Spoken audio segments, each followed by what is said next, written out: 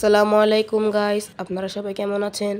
আজকে আমার আম্মু দেখাবে কিভাবে চিকেন কারি তৈরি করতে হয়। প্রথমে পেঁয়াজ দিয়ে বেরেস্তা ভেজে নেবে, এরপরে অল্প দুটো কাঁচামরিচ,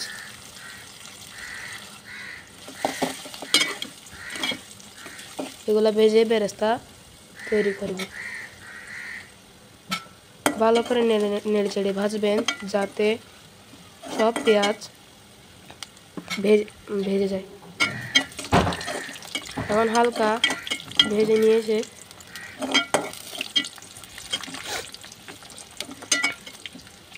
এভাবে নেড়ে ছেড়ে ভেজে নিতে হবে যাতে দেখেন আপনারা ভালো করে আমার মা ভেজে নিয়েছে।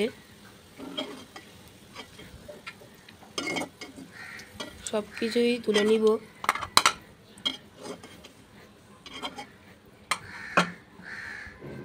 এখন চিকেন কারি তৈরি করার প্রধান উপকরণ চিকেন লেগ পিস, এগুলো ভেজে নেবে।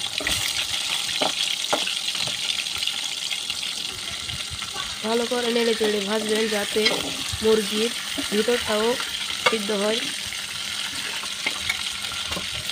এখন তুলে নিয়ে আরও 4 পিস লেগ পিস দিয়ে নিয়েছে, এগুলোও সেম আগের মতো করে ভাজতে হবে।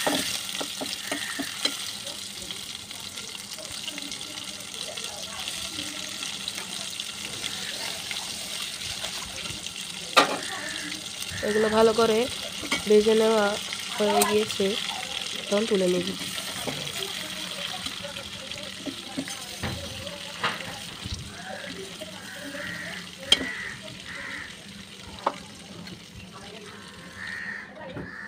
এখন ব্লেন্ডার মেশিনে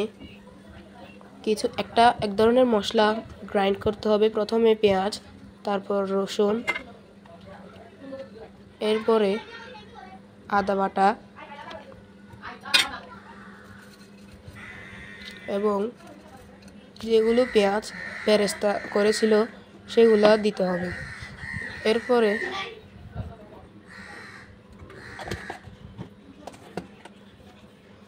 এরপরে মুরগির মশলা দিতে হবে।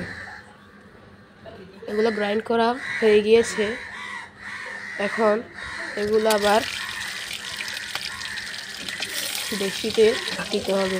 প্রথমে পেঁয়াজ, তারপর এলাচি এবং দালচিনি, এরপরে মশলাগুলো দিয়ে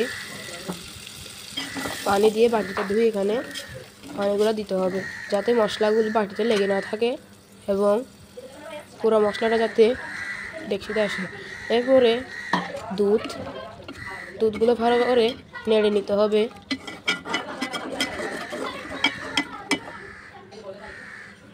ভালো করে নেড়ে নিয়ে এখন পরিমাণ মতো লবণ দিতে হবে। এখন লবণগুলো দিয়ে নেড়ে চেড়ে নিতে হবে। এখন আবার ভাজা যেগুলো লেগ পিস ছিল ওইগুলো দিতে হবে।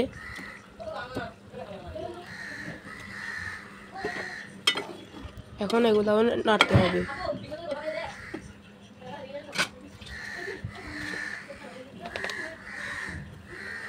আবার অল্প কিছু লবণ দিয়ে দিচ্ছি। এখন মরিচের গুঁড়াও ভালো করে নাড়তে হবে।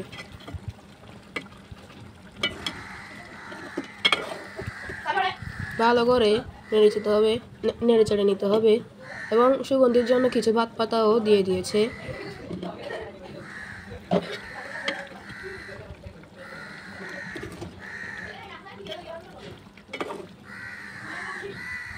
এখন আমাদের চিকেন কারি তৈরি হয়ে গিয়েছে এবং এখন পরিবেশনের পালা। দেখতে পাচ্ছেন কি সুন্দর চিকেন কারি তৈরি হয়েছে।